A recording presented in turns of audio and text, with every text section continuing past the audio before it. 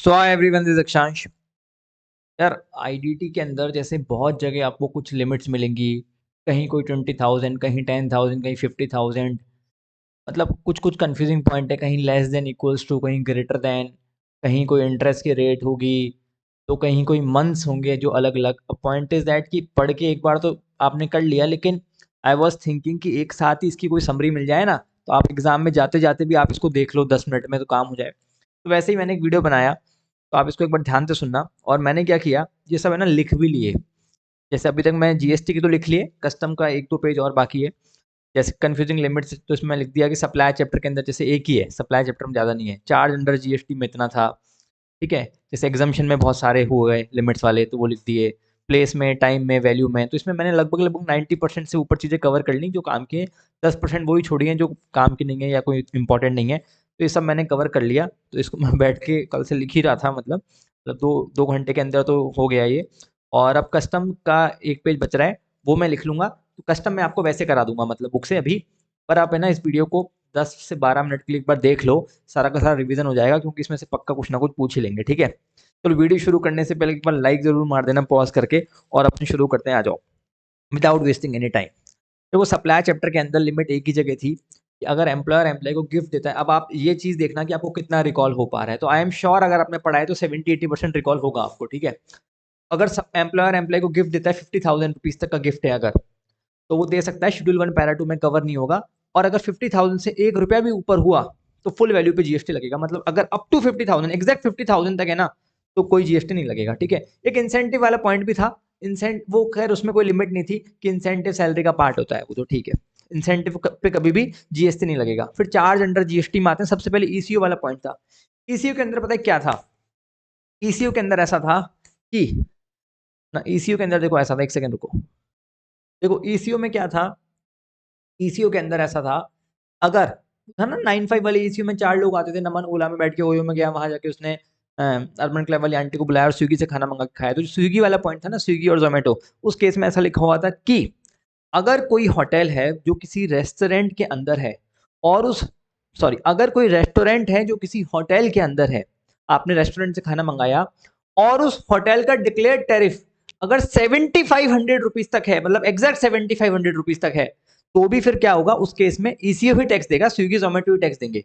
अगर होटल का declare tariff exact 7,500 rupees है तो भी, लेकिन अगर मोर देन 7,500 रुपीज है होटल का टैरिफ, तो फिर उस केस में टैक्स कौन देगा? सप्लायर ही देगा, वो रेस्टोरेंट वाला ही देगा।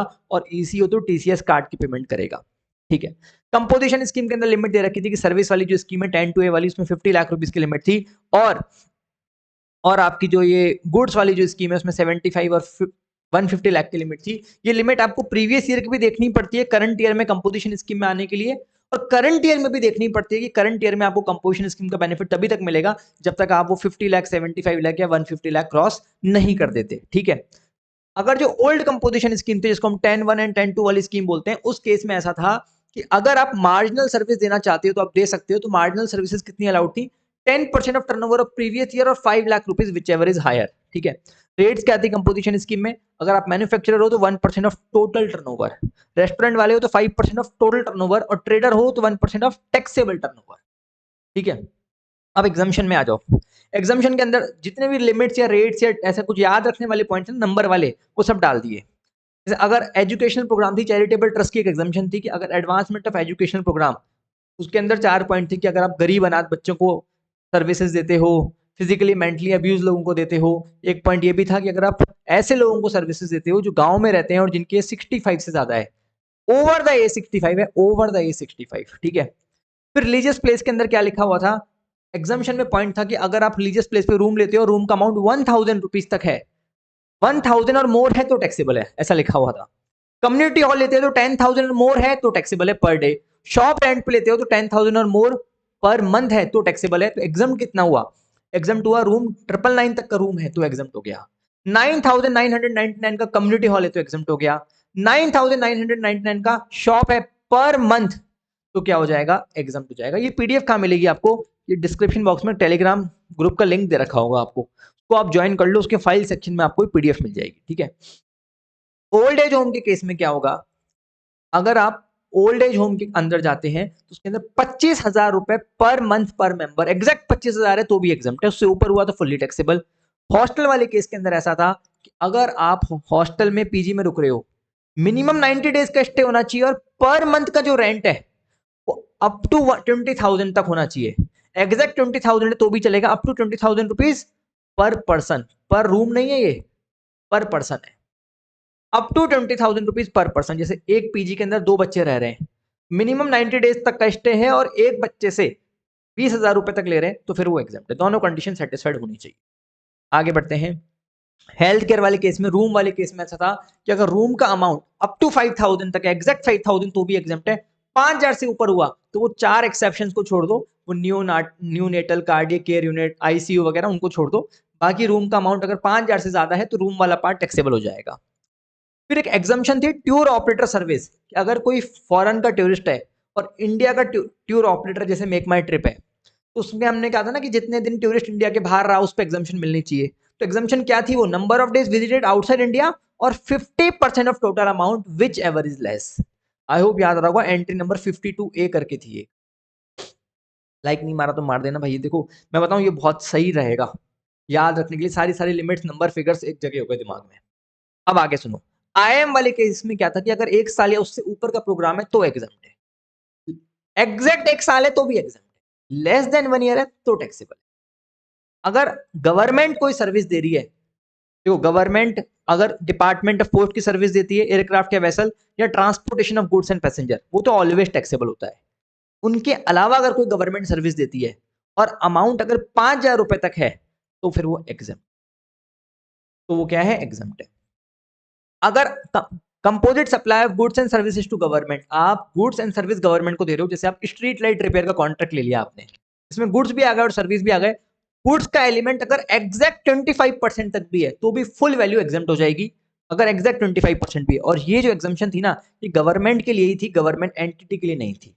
ठीक है, अगला पॉइंट, अगर कोई फॉक या क्लासिकल आर्टिस्ट है और वो पर परफॉर्मेंस एग्जैक्ट 1.5 लाख रुपए तक भी ले तो भी एग्जाम्प्ट है, लेकिन वो ब्रांड एम्बेसडर नहीं होना चाहिए। अगर आप किसी सर्कस, थिएटर, अवार्ड फंक्शन में जाते हो, टिकट का अमाउंट एग्जैक्ट 500 है तो भी एग्जाम्प्ट है, लेकिन वहीं आप museum, national park, wild life sanctuary या मॉन्यूमेंट्स में जाते हो तो टिकट का अमाउंट कितना भी हो फुल्ली एग्जाम्प्ट है, चाहे 1,000 रुपए हो, चाहे 2,000 रुपए हो, चाहे 5,000 रुपए हो।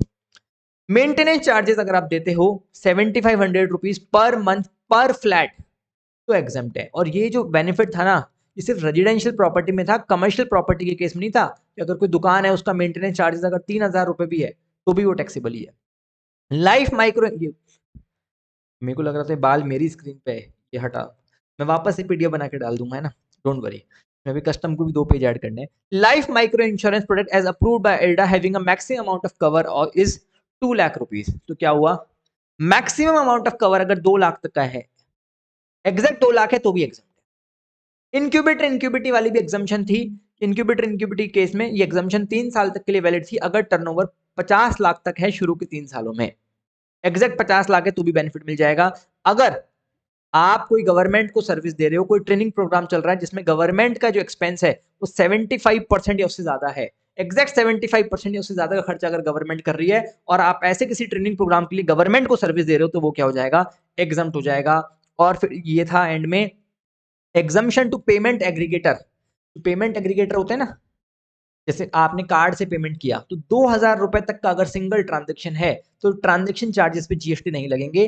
जो पेमेंट एग्रीगेटर होते हैं जो पेमेंट करवाने में मदद करते हैं, लेकिन इसके अंदर पेमेंट गेटवे नहीं आएंगे, जैसे रेजर पे, ईज बस वगैरह ये सब नहीं आते इसके अंदर। जैसे हम गेटवे से पेमेंट लेते हैं तो ऐसा नहीं है कि 2,000 रुपए तक का पेमेंट है तो गेटवे चार्जेस पे जीएसटी नहीं लगेगा, वो लगेगा। प्लेस और सप्लाई में लिमिट वाला केस एक ही था।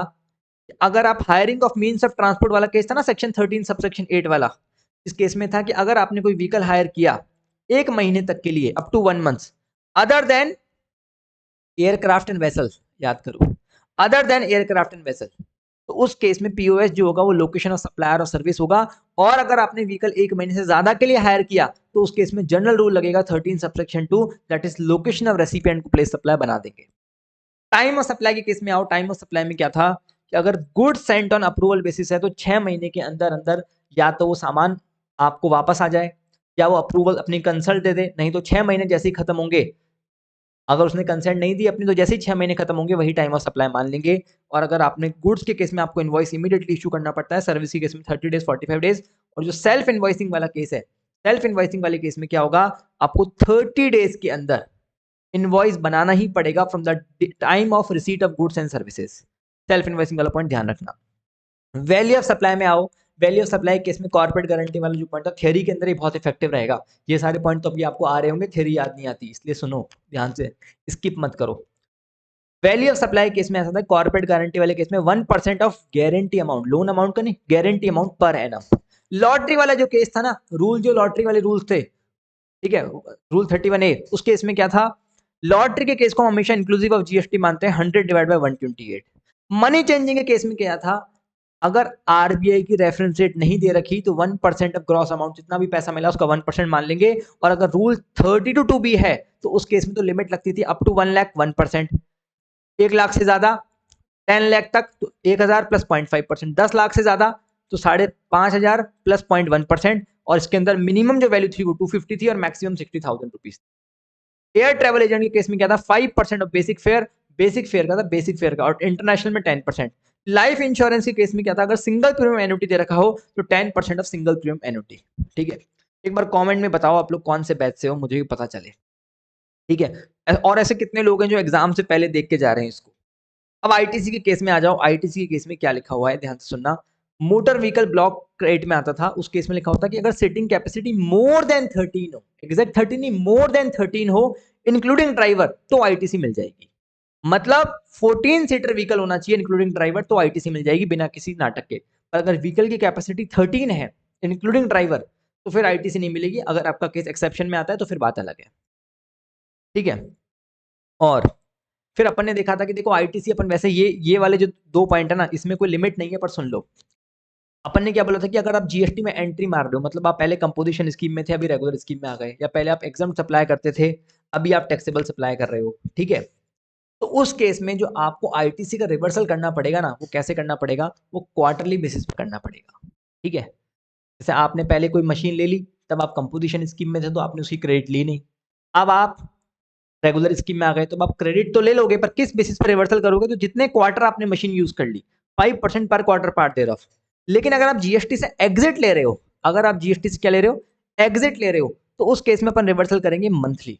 ठीक है, कि जैसे भाई पहले आप क्या करते थे, पहले आप टैक्सेबल सप्लाई करते थे, अब आप एग्जाम सप्लाई कर रहे हो, तो अब हम ये देखेंगे कि कितने टाइम आपने, कितने मंथ्स आपने टैक्सेबल प्रोडक्ट के लिए यूज किया है, तो मंथली बेसिस पे अपॉर्चुनमेंट करेंगे। लेकिन सेल ऑफ कैपिटल गुड्स के केस में अपन क्या करेंगे, सेल ऑफ कैपिटल गुड्स के केस में क्वार्टरली यूज करेंगे। ऑल्दो सेल ऑफ कैपिटल, अब जो क्लास वाले हैं ना वो इस पॉइंट को अच्छे से समझ पाएंगे, क्योंकि हमने बहुत डिटेल में डिस्कस किया था। बाकी लोग इतना ध्यान से, बाकी लोग इग्नोर कर दो, कोई इतना, ठीक है। अब आओ रजिस्ट्रेशन पे आ जाओ। रजिस्ट्रेशन के अंदर क्या है, अपन ने क्या बोला था कि इंट्रास्टेट सप्लाई ऑफ गुड्स के केस में 40 लाख रुपीस का थ्रेशोल्ड मिलता है, लेकिन नोटिफाइड गुड्स दे रखे थे कुछ, पान मसाला, आइसक्रीम, ये सारे कुछ नोटिफाइड गुड्स थे। इस केस में 20 लाख की ही लिमिट थी। अगर कोई सप्लायर है नोटिफाइड गुड्स का, मैन्युफैक्चरर नहीं, सप्लायर, हमने क्या बोला, वैसे तो इंटरेस्टेड सप्लाई ऑफ गुड्स पे 40 लाख रुपीस का थ्रेशोल्ड मिलता है, लेकिन अगर कोई सप्लायर है नोटिफाइड गुड्स का, तो उसको फिर 20 लाख का ही बेनिफिट मिलेगा। सीटीपी एनआरटीपी के केस में 5 दिन एडवांस में रजिस्ट्रेशन लेना पड़ता है, नॉर्मल पर्सन को 30 डेज के अंदर लेना पड़ता है, जब से उसका थ्रेशोल्ड एक्सीड होता है। सीटीपी एनआरटीपी को कोई थ्रेशोल्ड का बेनिफिट नहीं मिलता। हमने बोला था इंटरस्टेट सप्लाई ऑफ गुड्स में वैसे तो कंपलसरी रजिस्ट्रेशन लेना पड़ता है, लेकिन अगर कोई पर्सन हैंडीक्राफ्ट गुड सप्लाई कर रहा है, भले ही वो इंटरस्टेट सप्लाई करे, तो भी उसको 20 लाख का बेनिफिट मिल जाएगा। Furnishing of bank account details, जैसे आप रजिस्ट्रेशन लेते हो तो आपको बैंक अकाउंट डिटेल्स फर्निश करनी पड़ती है, तो हमने देखा कितने टाइम में करनी पड़ेगी आपको, 30 डेज के अंदर करनी पड़ेगी from the date of registration, और जो फर्स्ट जीएसटीआर1 की डेट आएगी, विच एवर इज अर्लियर। आगे बढ़ते हैं।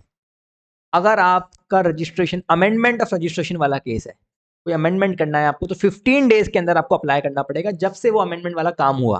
ठीक है, कैंसिलेशन के लिए अगर आपको अप्लाई करना है तो 30 डेज के अंदर करना पड़ेगा, और अगर आपका रजिस्ट्रेशन कैंसिल हो गया और आप रिवोक करना चाहते हो तो 90 डेज के अंदर कर सकते हो। ये मैंने सारे पॉइंट्स कवर कर लिए।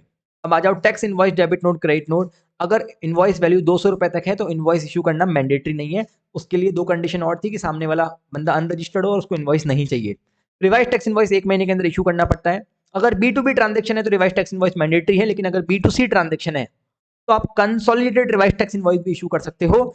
और इंटरस्टेट सप्लाई है तो B2C के अंदर अगर इंटरस्टेट सप्लाई है और सप्लाई का वैल्यू अप टू 2.5 लाख रुपए तक ही है। इंटर स्टेट सप्लाई है और सप्लाई का वैल्यू कितना है, अप टू 2.5 लाख रुपीज ही है। तो फिर आप एक consolidated revise tax invoice issue कर दो।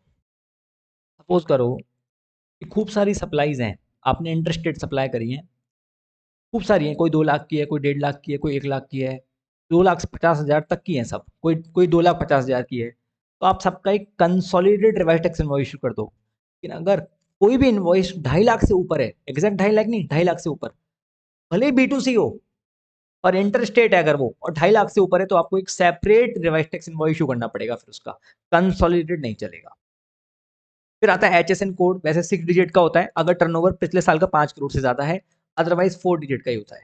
ठीक है। ई इनवॉइसिंग, अगर आपका टर्नओवर जब से जीएसटी आया तब से अब तक अगर किसी भी फाइनेंशियल ईयर में 5 करोड़ से ज्यादा है, एग्जैक्ट 5 करोड़ नहीं, 5 करोड़ से ज्यादा, एक्सीड्स 5 करोड़, तो उस केस में आपको ई इनवॉइस मैंडेटरी है। IRN नंबर जो होता है वो 64 कैरेक्टर्स का होता है, 64 डिजिट नहीं, कैरेक्टर। डायनेमिक क्यूआर कोड, जब से जीएसटी आया तब से अब तक अगर आपका टर्नओवर किसी भी फाइनेंशियल ईयर में 500 करोड़ से ऊपर हो गया, तो फिर डायनेमिक क्यूआर कोड क्या हो जाएगा, एप्लीकेबल हो जाएगा।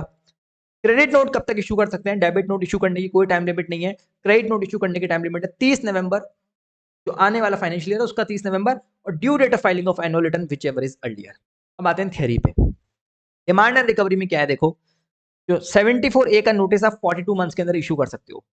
जो 73 74 है उसका नोटिस आपको पता है 2 ईयर 9 मंथ्स और 4 ईयर 6 मंथ्स, वो इतना इंपॉर्टेंट भी नहीं है जितना 74A इंपॉर्टेंट है। ठीक है। 42 मंथ्स के अंदर आप नोटिस इशू कर सकते हो, और ऑर्डर कब तक आप इशू कर सकते हो, देखो 42 मंथ्स के बाद 12 मंथ्स के अंदर आप ऑर्डर इशू कर सकते हो, प्लस 6 मंथ्स का एक्सटेंशन और मिल सकता है। ठीक है।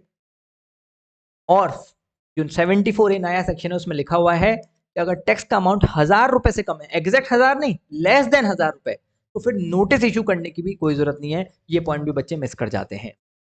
सेल्फ असेट टैक्स लायबिलिटी के केस में अगर अमाउंट आपने 30 डेज के अंदर नहीं पे किया, 30 डेज कब से, 30 days from the due date of filing of return. For example आपने मई मंथ की रिटर्न थी, उसकी ड्यू डेट हो गई 20 जून। अब आपने 20 जून के बाद 30 दिन में अगर पेमेंट नहीं किया, सेल्फ असेस्ट टैक्स लायबिलिटी का मतलब क्या होता है, खुद की लायबिलिटी आप खुद ही कैलकुलेट कर रहे हो, खुद ही आप रिटर्न भर के दिखा रहे हो। आपने GSTR 1 तो भर दी, GSTR 3 भी नहीं भर रहे। ठीक है। तो आपने खुद ने डिटरमाइन की थी अपनी लायबिलिटी GSTR 1 में। ड्यू डेट से अगर आप 30 दिन में रिटर्न नहीं भरते हो, 30 दिन में पेमेंट नहीं करते हो, तो फिर पेनल्टी लगेगी 10% ऑफ टैक्स अमाउंट और 10,000 rupees whichever is higher. इसके काफी क्वेश्चन दे रखे हैं पेनल्टी और इंटरेस्ट निकालने वाले। मैक्सिमम एडजमेंट कितना हो सकता है, 3 टाइम्स, इतना काम का नहीं है।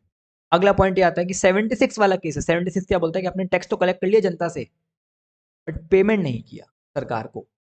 तो उस केस में क्या होगा, 3 महीने उससे ज्यादा हो गए, आपने टैक्स कलेक्ट कर लिया लेकिन सरकार को पेमेंट नहीं किया, तो उस केस में नोटिस इशू करने की तो कोई भी टाइम लिमिट नहीं है, और ऑर्डर इशू करने की टाइम लिमिट क्या है, 1 year from the date of show cause notice. आगे बढ़ते हैं। अब देखो रिकवरी कितने टाइम में होगी, ऑर्डर आ गया, पहले नोटिस, नोटिस के बाद ऑर्डर। ऑर्डर के 3 महीने के अंदर रिकवरी चालू हो जाती है। या तो 3 महीने में अपील में चले जाओ, नहीं तो रिकवरी में चले जाओ। 3 मंथ्स का टाइम लिमिट हो गया रिकवरी के लिए। अगला केस आता है सेक्शन नंबर 79, जब रिकवरी हो रही होती है, अगर डिपार्टमेंट वाले आपकी पर्सनल प्रॉपर्टी, चाहे मूवेबल हो चाहे इमूवेबल, वो डिटेन करता है, तो पर्सनल प्रॉपर्टी डिटेन करने के बाद डिपार्टमेंट आपको 30 डेज का टाइम देता है। 30 डेज में आप पेमेंट कर दो, नहीं तो हम आपकी प्रॉपर्टी बेच देंगे। अगर आपके पास पेमेंट नहीं है डिपार्टमेंट को करने को, डिपार्टमेंट का नोटिस आ गया, ऑर्डर आ गया, तो आप डिपार्टमेंट से इंस्टॉलमेंट में पे करने का ऑप्शन मांग सकते हो। ऑल तो कंपलसरी नहीं है, डिपार्टमेंट आपको दे ही दे, पर अगर देता है आपको इंस्टॉलमेंट में पे करने का ऑप्शन, तो मैक्सिमम 24 इंस्टॉलमेंट तक आप पे कर सकते हो। ठीक है, मैक्सिमम 24 इक्वल इंस्टॉलमेंट। और अगर आपका जो लायबिलिटी है वो 25,000 से कम है, एग्जैक्ट 25,000 भी नहीं, लेस देन 25,000 है, तो फिर आपको इंस्टॉलमेंट में पे करने का ऑप्शन नहीं मिलेगा। ठीक है। आगे बढ़ते हैं। अब आता है असेसमेंट एंड ऑडिट। देखो असेसमेंट एंड ऑडिट में क्या है कि आपने प्रोविजनल असेसमेंट के लिए अप्लाई किया, तो 90 डेज के अंदर प्रोविजनल असेसमेंट का डिपार्टमेंट आपने अप्लाई किया, 90 डेज में प्रोविजनल असेसमेंट दे देगा। जब से प्रोविजनल असेसमेंट दिया उसके 6 मंथ्स के अंदर फाइनल असेसमेंट ऑर्डर दे देगा, प्लस ये टाइम लिमिट 6 मंथ से और बढ़ सकता है अगर जॉइंट कमिश्नर या एडिशनल कमिश्नर चाहे तो, और कमिश्नर चाहे तो 4 साल से और बढ़ा सकते हैं। प्रोविजनल असेसमेंट के केस में जो सिक्योरिटी का अमाउंट है वो 25% से ज्यादा नहीं होना चाहिए बॉन्ड अमाउंट का, कोई इतना काम का नहीं है, MCQ के पॉइंट ऑफ व्यू से होता है बस। अगला पॉइंट ये आता है, अगर आपको स्क्रूटनी का नोटिस मिला सेक्शन नंबर 61 में, तो आपको उसका रिप्लाई 30 डेज के अंदर करना पड़ता है। बैड जजमेंट असेसमेंट 5 साल के अंदर होता है from the due date of filing of annual return. Annual return की ड्यू डेट क्या होती है? 31 दिसंबर। अगर फाइनेंशियल ईयर जैसे 25-26 है तो उसकी एनुअल रिटर्न की ड्यू डेट क्या हो गई? 31 दिसंबर 2026। ठीक है। बीजे कब तक हो सकता है बैच जजमेंट? तो अपने देख लिया 5 साल। सवाल ये है कि बीजे विड्रॉ भी कर सकते हैं क्या? तो अगर रजिस्टर्ड पर्सन का केस है तो विड्रॉ कर सकते हैं, अनरजिस्टर्ड में नहीं कर सकते। और रजिस्टर्ड में कब तक विड्रॉ कर सकते हैं? जब से बीजीए मिला उसके 30 + 30 डेज के अंदर अगर कोई बंदा रिटर्न भर देता है तो विड्रॉ हो सकता है। समरी असेसमेंट अगर हो गया तो वो भी 30 डेज में विड्रॉ हो सकता है। डिपार्टमेंटल ऑडिट, अगर डिपार्टमेंट ऑडिट कर रहा है तो कितने टाइम में खत्म करेगा? 3 + 6 मंथ। एग्जाम में काफी बार पूछा जाता है। ऑडिट करने से पहले 15 दिन का नोटिस भी देंगे आपको। अगर सीए या सीएमए से ऑडिट करवा रहे हैं तो वो 90 + 90 डेज के अंदर खत्म हो जानी चाहिए। इंस्पेक्शन के केस में क्या है? अगर आपको डिपार्टमेंट वाले आए और सामान उठा के ले गए आपका, और 6 महीने हो गए अभी तक कोई नोटिस नहीं आया, तो आप अपना सामान वापस मांग सकते हैं। ऑल्दो इस टाइम पीरियड को 6 मंथ से और बढ़ा सकता है कमिश्नर।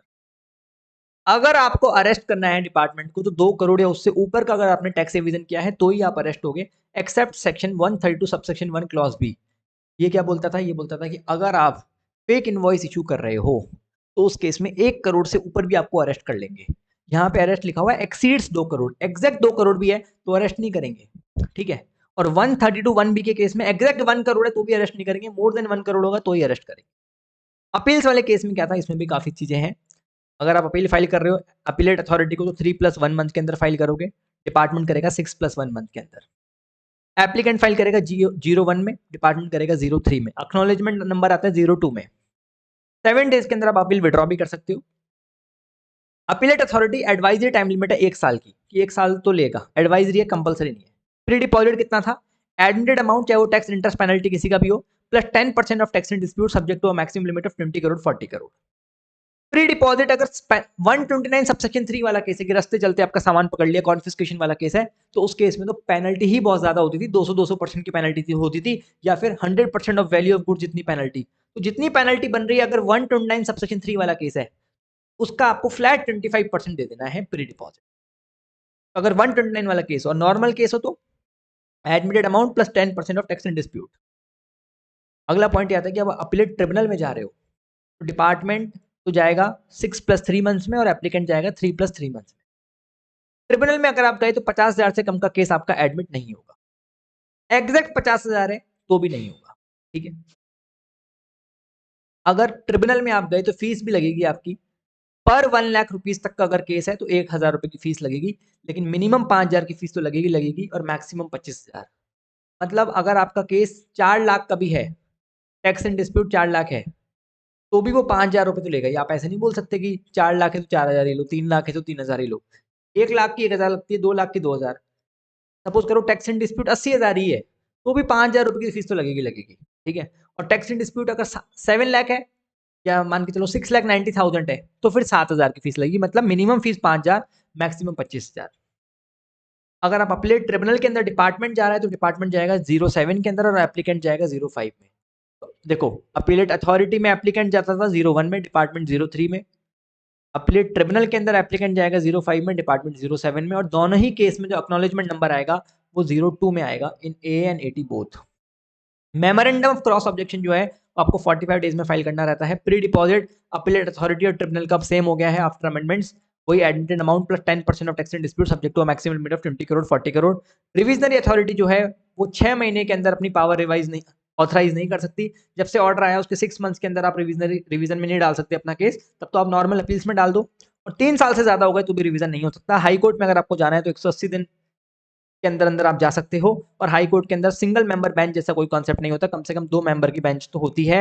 और डिपार्टमेंट जो है वो जीएसटी 80 के अंदर नहीं जा सकता, एप्लीकेंट जा सकता है, डिपार्टमेंट नहीं जा सकता। अगर tax and dispute 20 lakh rupees तक है, हाई कोर्ट के अंदर नहीं जा सकता अगर 1 करोड़ तक है, और सुप्रीम कोर्ट में नहीं जा सकता अगर 2 करोड़ तक है। इसमें भी एक इंपॉर्टेंट पॉइंट था कि किन किन केसेस में लिमिट अप्लाई नहीं होती। तो वैल्यूएशन वाला केस, प्लेस सप्लाई, रिफंड वाला केस, क्लासिफिकेशन वाला केस, तो लिमिट अप्लाई नहीं होती। और उसमें एक और बात थी, अगर जो ऑर्डर है उसके अंदर टैक्स इंटरेस्ट पेनल्टी सब कुछ हो तो सिर्फ और सिर्फ टैक्स वाला अमाउंट ही कंसिडर करते हैं। सपोज करो ऑर्डर में लिखा हो 17 लाख रुपए टैक्स, 3 लाख रुपए पेनल्टी और 1 लाख रुपए इंटरेस्ट, तो आप तो बोलो 21 लाख का ऑर्डर हो गया, तो अपीलेट ट्रिब्यूनल में जा सकता है डिपार्टमेंट? नहीं जा सकता, क्योंकि टैक्स का अमाउंट तो 17 ही है ना, तो सिर्फ और सिर्फ टैक्स वाला कंसिडर करते हैं। लेकिन अगर टैक्स नहीं हो, बाकी की चीजें दे रखी हो, तो फिर बाकी का टोटल कंसिडर करते हैं। आई होप आपको याद आ रहा होगा। टीडीएस टीसीएस में आते हैं टीडीएस की रेट थी 112%। अगर कॉन्ट्रैक्ट वैल्यू 2.5 लाख से ज्यादा है, एग्जैक्ट 2.5 लाख है तो भी टीडीएस नहीं काटते, और कॉन्ट्रैक्ट वैल्यू से टीडीएस डिसाइड होता है ना कि अमाउंट से, इसलिए मैंने अमाउंट को काट के कॉन्ट्रैक्ट वैल्यू आपको दिखाया। टीसीएस और टीडीएस अगले महीने की 10 तारीख को जमा कराना होता है। रेट टीसीएस की 0.5 है। टीसीएस के केस में कोई मिनिमम लिमिट नहीं है। लायबिलिटी टू पे इन सर्टेन केसेस में आते हैं। लिक्विडेटर जो है वो कमिश्नर को इंटीमेट करेगा कि 30 डेज के अंदर, जब से उसका अपॉइंटमेंट हुआ उसके 30 डेज के अंदर इंटीमेट करेगा, और कमिश्नर एक बार उसको इंटीमेशन मिल गया उसके 3 मंथ्स के अंदर क्या करेगा, लिक्विडेटर को बताएगा कि हमारे को इतने पैसे लेने इस पर्टिकुलर कंपनी से, जिस भी कंपनी का वो लिक्विडेटर होगा। रिटायरिंग पार्टनर जो है, जब वो रिटायर हो रहा होगा तो 1 मंथ के अंदर इंटीमेट करेगा कमिश्नर को। देखो लिक्विडेटर तो 30 डेज में करता है, लेकिन पार्टनर 1 मंथ में करता है। रिफंड वाले केस में आते हैं, 2 साल के अंदर आपको रिफंड मिलता है फ्रॉम द रेलिवेंट डेट। और अगर वैसे रिफंड जब भी आप लेते हो तो आपको एविडेंसेस देने पड़ते हैं, लेकिन अगर 2 लाख रुपए से कम का अमाउंट है तो फिर सेल्फ डिक्लेरेशन बेसिस पे भी रिफंड मिल जाता है। लेस देन 2 लाख है, एग्जैक्ट 2 लाख नहीं है, less than 2 lakh. Interest on refund वैसे तो 6% की रेट से मिलता है। जब से आपने रिफंड की एप्लीकेशन फाइल की उसके 60 डेज में अगर पैसा नहीं मिला तो 61st डे से आपको इंटरेस्ट मिलता है। लेकिन अगर अपील्स वाला केस है, कोर्ट के डिसीजन से आपको इंटरेस्ट मिल रहा है, तो फिर कोर्ट के डिसीजन से अगर आपको रिफंड मिल रहा है तो 9% की रेट से मिलता है, वो भी 61st डे से ही मिलेगा। अगर अमाउंट लेस देन 1000 है, एग्जैक्ट 1000 नहीं, लेस देन 1000, तो आपको रिफंड नहीं मिलेगा। लेकिन अगर वो कैश लेजर का बैलेंस है तो भले ही लेस देन 1000 हो तो भी मिल जाएगा। रिटर्न वाले केस में क्या था, क्यूआरएमपी स्कीम में अगर आप हो, नॉर्मली तो जीएसटीआर 1 की ड्यू डेट क्या होती है, 11 तारीख होती है, लेकिन क्यूआर स्कीम के अंदर 13 होती है नेक्स्ट मंथ की। जीएसटीआर 1 जब हम बढ़ते हैं तो बी टू बी अगर ट्रांजेक्शन है तब तो अपन को सारे इनवॉइस फर्निश करने ही पड़ते हैं।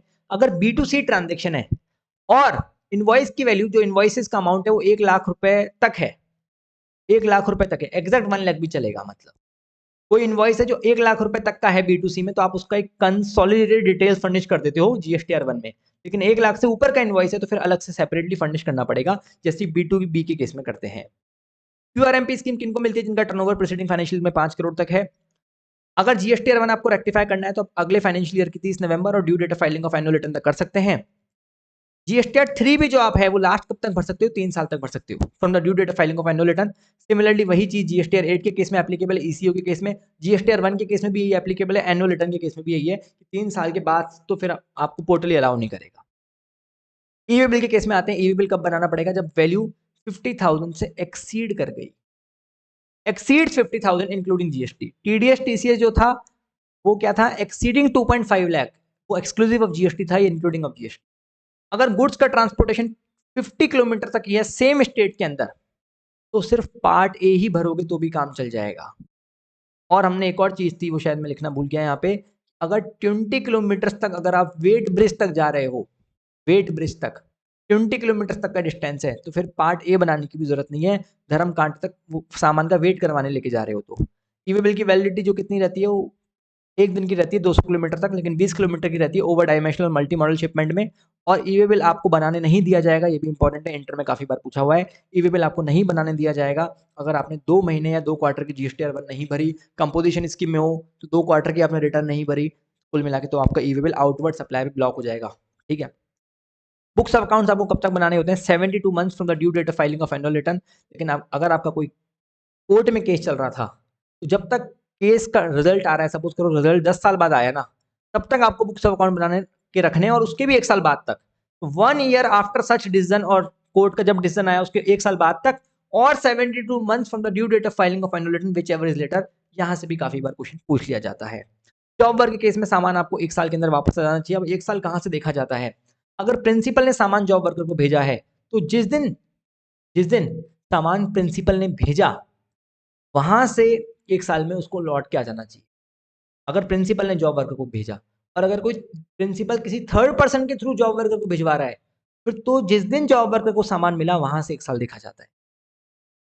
जितना भी सामान आपने जॉब वर्कर को दिया और जितना उससे वापस आया, उन सब की डिटेल्स आपको सरकार को फर्निश करनी पड़ती है जीएसटी आईटीसी 04 के अंदर। अगर आपका प्रीवियस ईयर में टर्नओवर 5 करोड़ रुपए तक है तो साल में एक बार, ठीक है, दैट इज 25 अप्रैल को बताओ आप। अगर 5 करोड़ से ज्यादा है तो साल में 2 बार, 25 अप्रैल और 25 अक्टूबर। लास्ट में आता है मिसलेनियस चैप्टर। रेक्टिफिकेशन जो है वो आप 6 महीने के अंदर कर सकते हो, जब से ऑर्डर डिसीजन नोटिस सर्टिफिकेट मिला तब से। अगर अर्थमेटिकल एरर है, क्लैरिकल एरर है, तो लाइफ टाइम को भी रेक्टिफाई कर सकते हो। अगर किसी पर्सन को पता चल गया कि यार मेरे को जो नोटिस मिला है, वो जो डिसीजन या ऑर्डर सर्टिफिकेट मिला है ना, उसमें कोई एरर है, वो डिपार्टमेंट को बोलेगा कि 3 महीने के अंदर वो जब से उसको ऑर्डर मिला उसके 3 महीने के अंदर बता देगा कि इसमें गलती हुई है। डिपार्टमेंट रेक्टिफाई करेगा जब से ऑर्डर पास हुआ उसके 6 महीने के अंदर, और ये पर्सन इंटीमेट करेगा 3 महीने के। ठीक है। अब एक चीज़ मैं और सोच रहा हूँ कि जीएसटी में थोड़ा-सा चीज़ें और हल्की सी रह गई थी। मैं इस नोट्स में इनकॉर्पोरेट करवा दूँगा वो आपको। मैं प्रिंटेड नोट्स भी दे दूँगा आपको जिसमें मैं रेड से हाइलाइट करवा दूँगा, ठीक है? मर्चेंट एक्सपोर्ट वाला केस था, तो मर्चेंट एक्सपोर्ट के केस में रेट कितनी लगती है? 0.1% आईजीएसटी की। अगर सीजीएसटी, आईजीएसटी देखें तो 0.05, 0.05। मर्चेंट एक्सपोर्ट क्या होता है आपको मालूम होगा, ठीक है? एक होता है फाइनल रिटर्न कब तक, तो ये भी एमसीक्यू में पूछ सकता है फाइनल रिटर्न वाला टॉपिक।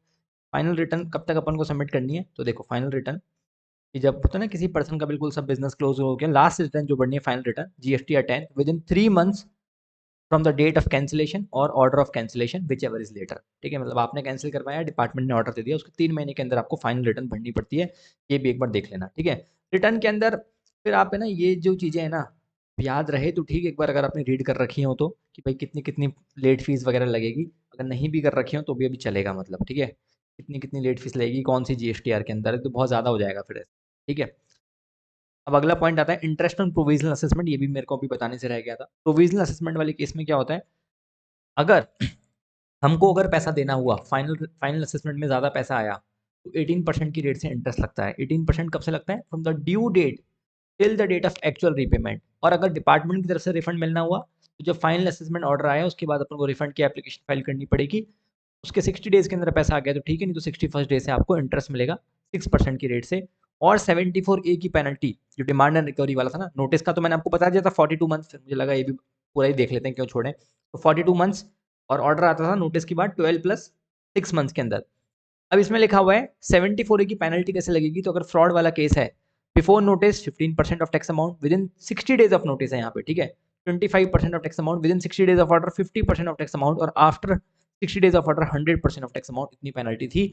और अदर देन फ्रॉड वाले केस में शुरू के 2 केस में कोई पेनल्टी नहीं थी, और बाद वाले 2 केस में 10% ऑफ टैक्स अमाउंट और 10,000 rupees whichever is higher, और आफ्टर 60 डेज ऑफ ऑर्डर में भी सेम ही थी, 10% ऑफ टैक्स अमाउंट और 10,000 rupees whichever is higher, ठीक है। मेरे ख्याल से इतनी चीज़ें आपको ध्यान रखी होंगी। ईवी बिल के अंदर भी मैंने आपको वो तो बता ही दिया था 20 किलोमीटर्स वाला। एक चीज़ और थी कि अगर आपको रास्ते में ऑफिसर ने पकड़ लिया, तो वो जो इंस्पेक्शन रिपोर्ट थी, तो अपन ने कहा था 24 आवर्स के अंदर एक समरी रिपोर्ट सबमिट करनी पड़ती है, और 3 दिन के अंदर एक फाइनल रिपोर्ट सबमिट करनी पड़ती है, अगर ऑफिसर ने आपको पकड़ लिया तो, ठीक है। ये भी एक टाइम लिमिट थी जो बताने से रह गई अभी, ठीक है। मैं नहीं चाहता कुछ भी छूटे। इंस्पेक्शन रिपोर्ट में 24 आवर्स थी, और 3 दिन के अंदर फाइनल रिपोर्ट सबमिट करनी थी, ठीक है। और अगर 30 मिनट से ज़्यादा आपके व्हीकल को पकड़ लिया, तो आप कॉमन पोर्टल पे, जो ट्रांसपोर्टर है वो कॉमन पोर्टल पे कंप्लेन भी कर सकता है। वो बता सकता है कि मेरे व्हीकल को 30 मिनट से ज़्यादा के लिए डिटेन किया गया, ठीक है। अब आते हैं साहब कस्टम्स में। कस्टम्स के आपको तो नोट्स मिल जाएंगे, अभी तक मैंने लिखा नहीं है। कस्टम्स के अंदर कोई ज़्यादा इतना लोड था नहीं। देखो सबसे पहला था लेवी एंड एग्जम्पशन वाले में, बेसिक वाले में कुछ भी नहीं था कि अगर आपने क्या किया, परमानेंटली री इम्पोर्ट किया कोई भी सामान। फॉर एग्जाम्पल आपने क्या किया, कोई मशीन एक्सपोर्ट की थी पहले, सामने वाले बंदे को पसंद नहीं आई, अब वो आपको बोल रहा है कि भाई साहब मैं आपको परमानेंटली वापस दे रहा हूँ, ठीक है। तो इस केस में सामान कब तक वापस आ जाना चाहिए, तो अब आपको गवर्नमेंट को ये थोड़ी बोलोगे कि आप अब हम वापस से ड्यूटी दे देते हैं, तो वापस से ड्यूटी नहीं देनी। इस केस में 5+2 ईयर्स के अंदर आप सामान मंगवा लो, कोई दिक्कत नहीं है। और भूटान से अगर सामान आ रहा है तो 7+3 ईयर्स में मंगा लो, कोई ड्यूटी देने की जरूरत आपको नहीं है, ठीक है। अब अगर आप टेम्पररी बेसिस पे री इम्पोर्ट कर रहे हो, तो उस केस में क्या होगा, टेम्पररी बेसिस मतलब सामने वाले बंदे ने बोला कि भाई साहब ये मशीन खराब हो गई, इसको रिपेयर करके वापस से भेज दो। परमानेंटली री इम्पोर्ट नहीं हो रही, वापस इसको देनी है। अगर आप टेम्पररी बेसिस पे री इम्पोर्ट कर रहे हो, तो दूसरे किसी कंट्री से 3 ईयर्स, नेपाल और भूटान से 10 ईयर्स, वहां पे 5+2 था, और 7+3 था। वहां पे 7+3 सिर्फ और सिर्फ भूटान के केस में था, यहाँ पे नेपाल के केस में ये खाली 10 ईयर्स, ठीक है। फिर इन्होंने क्या बोला कि अगर कोई स्पेसिफाइड गुड्स है और आपने टेम्पररी बेसिस पर री-इम्पोर्ट किए, फिर वापस से आप एक्सपोर्ट करने वाले हो, तो उस केस में टाइम लिमिट क्या है, 7 ईयर्स। और नेपाल और भूटान के केस में 10 ईयर्स। स्पेसिफाइड गुड्स कौन से होते हैं, इलेक्ट्रॉनिक गुड्स होते हैं जनरली, जैसे टीवी वगैरह, उनकी वारंटी बहुत ज्यादा रहती है। तो सामने वाला बंदा क्या करता है, अगर इस टाइम पीरियड के अंदर खराब हो गए तो हो सकता है उसने वापस दे दिए हो आपको, तो इसके लिए टाइम लिमिट 7 ईयर्स है, नॉर्मल गुड्स के लिए 3 ईयर्स है। और अगर कोई गुड्स ऐसे हैं जिनको रीप्रोसेस करना है, रिफाइन करना है, फॉर एग्जाम्पल जैसे सामने वाले ने हमसे एक मशीन खरीदी थी, वो कह रहा है कि भाई हमने हमने उसको एक प्रिंटिंग मशीन दी थी, उसने कहा था कि एक पेज में 1 मिनट में सपोज करो 1000 page copy photo copy print होंगे, पर हो रहे हैं 500 ही। तो कह रहा भाई यार मशीन की डिफेक्टिव तो कुछ नहीं है, बट इसके अंदर वो बात नहीं है जो होनी चाहिए, तो इतना अच्छा वो नहीं है, उसको रीप्रोसेस करो, रिफाइन करो और अच्छा करो। तो इस केस में क्या होगा, 1 ईयर के अंदर ही वो सामान वापस आ जाना चाहिए, ऐसा नहीं कि 3 साल बाद 5 साल बाद आ रहा है, ठीक है। अगर ये जो स्कीम था अपना, ये आईजीसीआर रूल्स, कि अगर आपने क्या किया, कंसेशनल रेट पे कोई सामान इंपोर्ट किया, फिर गवर्नमेंट ने कहा था कि आपको किसी पर्टिकुलर चीज के लिए कंसेशनल रेट पे सामान दिया था, अब आप उसको किसी दूसरे काम में ले रहे हो, तो अब गवर्नमेंट क्या करेगी, आपसे फुल वैल्यू पे तो टैक्स नहीं लेगी, डेप्रिशिएटेड वैल्यू पे टैक्स लेगी। अब डेप्रिशिएटेड वैल्यू कैसे निकालनी, कि अगर पहला ही साल हो तो पहले साल के अंदर चारों क्वार्टर का 4%, मतलब 16% आपको वैल्यू कम करनी है, और पुट टू यूज की डेट से लेना है, पुट टू यूज की डेट से, जिस दिन परचेज किया उससे नहीं, जिस दिन पुट टू यूज किया। दूसरा क्वार्टर है 3, दूसरा साल है 3%, तीसरा साल है तो भी 3%, चौथा साल है तो 2.5%, पांचवा साल है 2.5%, फिफ्थ ईयर के बाद 2% पर एनम, ठीक है। आईजीसीआर रूल्स के केस में क्या होता है कि अगर आपने कोई सामान इंपोर्ट कर लिया, कोई मशीन वगैरह इंपोर्ट करी कंसेशनल रेट में, अब आपको क्या करना पड़ेगा, आपने वो मशीन अपने जॉब वर्कर को दे दी किसी काम के लिए, ठीक है, या किसी और को आपने सामान ट्रांसफर कर दिया, जैसे जॉब वर्कर को दे दी कि भाई तू बना इस पे, तो आपको क्वार्टरली रिपोर्ट सबमिट करनी पड़ेगी, कितना सामान जॉब वर्कर को गया, ये सब आपको पूरा बताना पड़ेगा, ठीक है। तो एक रिपोर्ट सबमिट करनी पड़ेगी क्वार्टरली बेसिस पे, पहले मंथली था, अब क्वार्टरली हो गया, ठीक है। आगे बढ़ो, टाइप्स ऑफ ड्यूटीज के अंदर जैसे एंटी डंपिंग ड्यूटी है, वो 5+5 ईयर्स के लिए लगती है, और रेट्रोस्पेक्टिव इफेक्ट से भी लग जाती है 90 डेज पहले, ठीक है। प्रोविजनल बेसिस पे एंटी डंपिंग ड्यूटी लगती है 6 महीने के लिए, और वैसे 5+5 पर बैक डेट से भी लगा सकते हैं 90 डेज। आगे लिखा हुआ है काउंटरवेलिंग ड्यूटी, काउंटरवेलिंग ड्यूटी भी 10 साल की लगा सकते हैं, 5+5। सेफ गार्ड ड्यूटी 4+6 ईयर्स, ठीक है। और सेफ गार्ड ड्यूटी कब लगती है, जब आपने क्या किया है, किसी एक पर्टिकुलर डेवलपिंग कंट्री से, एक ही कंट्री से अगर किया है तो 3% से ज्यादा का अगर आपने इंपोर्ट कर लिया तो सेफ गार्ड ड्यूटी लगा देंगे, और मोर देन मल्टीपल कंट्रीज है, मोर देन 1 कंट्रीज है, तो 9% से ज्यादा अगर आपने टोटल मिला के इंपोर्ट कर लिया तो आपके ऊपर सेफ गार्ड ड्यूटी लगा देंगे, अगर एक से ज्यादा है तो, एक कंट्री से ज्यादा है तो। प्रोविजनल बेसिस पे भी सेफ गार्ड ड्यूटी लगा सकते हैं 200 डेज के लिए, तो प्रोविजनल बेसिस पे सेफ गार्ड ड्यूटी लगती है 200 दिन के लिए। लेकिन एंटी डंपिंग ड्यूटी जो थी वो प्रोविजनल बेसिस पे अगर लगाते हैं अपन, तो वो लगती थी 90 डेज के लिए, सॉरी 6 मंथ्स के लिए। रेट्रोस्पेक्टिव इफेक्ट तो 90 डेज था, और प्रोविजनल ड्यूटी थी 6 मंथ्स। तो देखो एंटी डंपिंग ड्यूटी प्रोविजनल है 6 मंथ्स, 180 डेज लगभग, और उसके केस में है सेफ गार्ड ड्यूटी वाले केस में 200 डेज, ही ध्यान रखना, 6 मंथ्स और 200 डेज, ठीक है।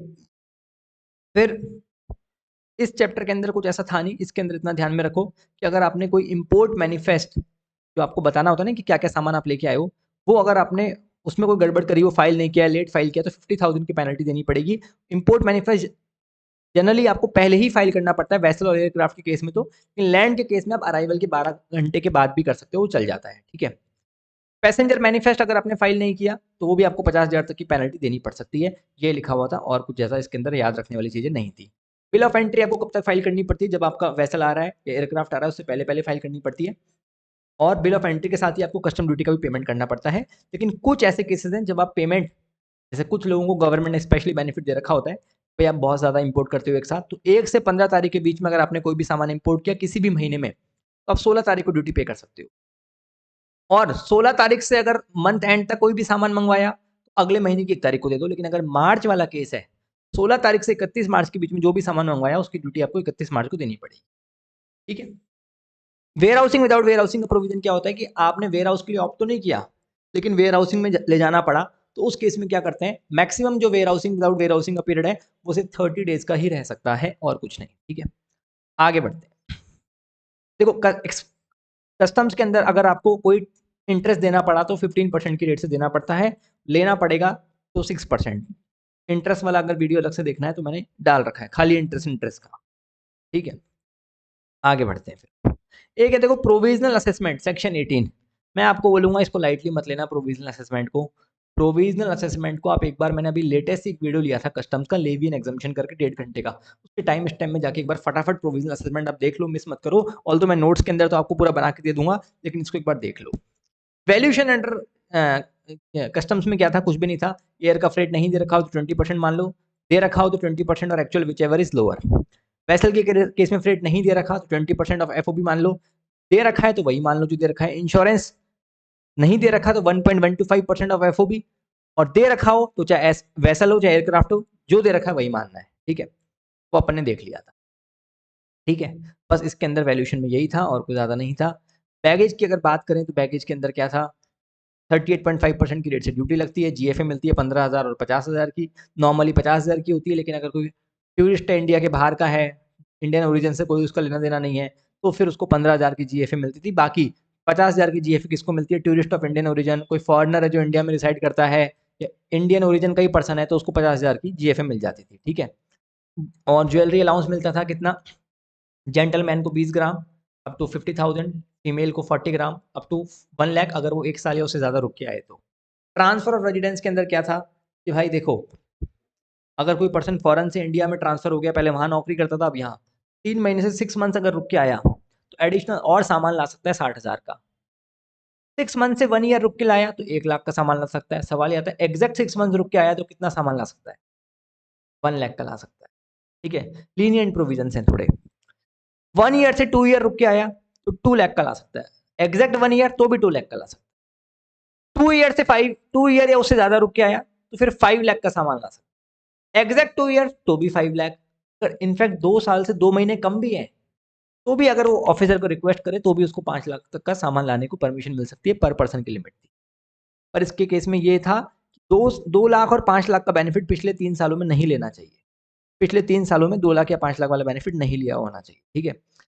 और क्रू मेंबर्स होते हैं वो पर ट्रिप 1500 तक का सामान ला सकते हैं। अनेक्सर 1 में क्या था?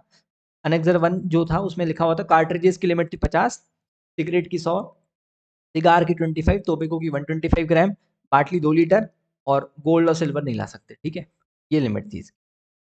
वेयर हाउसिंग के केस में क्या था? वेयर हाउसिंग बॉन्ड आपको जो भरना पड़ेगा, 3 टाइम्स ऑफ कस्टम ड्यूटी का आपको बॉन्ड भरना पड़ेगा। और एक वेयर हाउस से अगर दूसरे वेयर हाउस में सामान शिफ्ट करना है, क्योंकि एक वेयर हाउस का लाइसेंस कैंसिल हो गया, तो 7 डेज के अंदर आपको शिफ्ट करना पड़ेगा। ठीक है। वेयर हाउसिंग का मैक्सिमम पीरियड वैसे तो 1 साल होता है, लेकिन बढ़ाया भी जा सकता है। और अगर 100% ईओयू वाले केस हैं, गुड्स वह, तो उस केस में कोई वेयर हाउसिंग का टाइम लिमिट नहीं है। 90 डेज तक इंटरेस्ट फ्री आप सामान को रख सकते हो। 90 डेज से ऊपर 15% की रेट से आपको ड्यूटी देनी पड़ेगी। ये वेयर हाउसिंग के अंदर यही वाले पॉइंट है जिसके अंदर कोई नंबर्स थे, याद रखने वाले पॉइंट थे। ठीक है।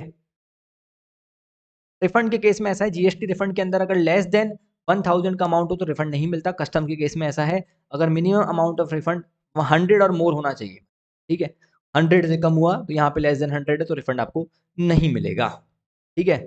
और कुछ इतना नहीं है, इसमें भी वही है, परसेंटेज देने की बारी आएगी तो 15%, लेने की बारी आएगी तो 6%। ठीक है, चलो, थैंक यू। और टेलीग्राम पे ले लेना नोट्स, वेबसाइट के फ्री रिसोर्स पे भी डलवा देंगे। और लाइक नहीं किया, सब्सक्राइब नहीं मारा करके चल। All the best, love you all, take care.